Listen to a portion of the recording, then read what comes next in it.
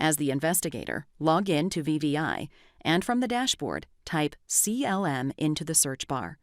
Expand the desired result and select Request Video. In the calendar, find the day being investigated and click it to reveal the histogram for that day. The graph shows a great amount of activity during the 12 p.m. hour. Select that hour bar to expand it into a minute graph. Notice that the program automatically highlights the cameras that registered activity during that time. The manager reported that the activity occurred around the entrance to the branch, so deselect any cameras that are not of interest at this point, then click the Recorded button in the bottom right. The timeline at the bottom displays the motion histogram with the colors corresponding to the graph icon in the top right of the video windows.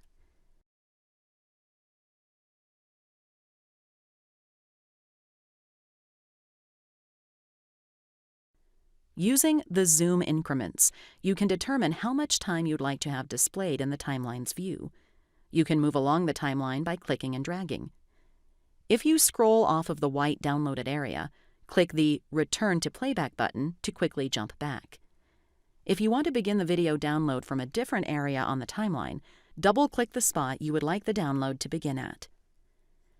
After finding the suspicious people, you want to track what their activity was in other parts of the branch.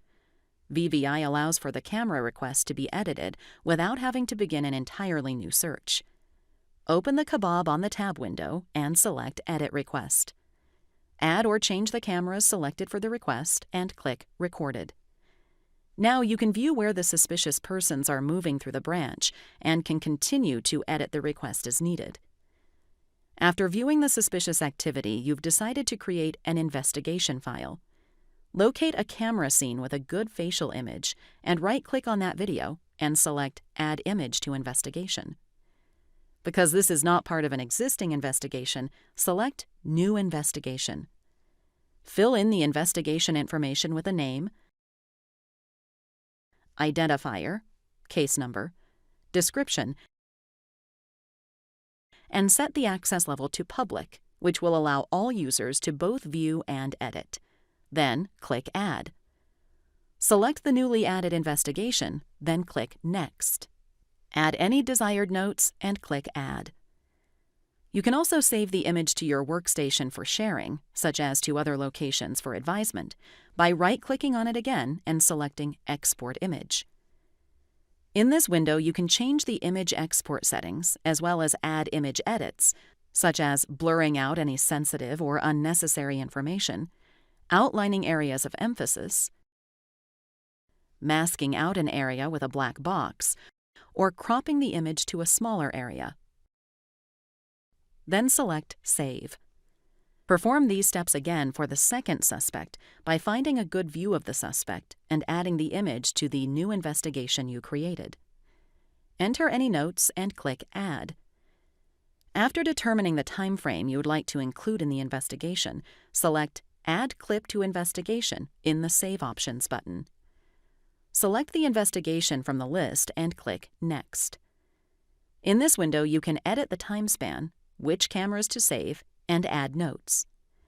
You can also export a video clip to the workstation for sharing, such as with law enforcement, by clicking Save Video to File in the Save options.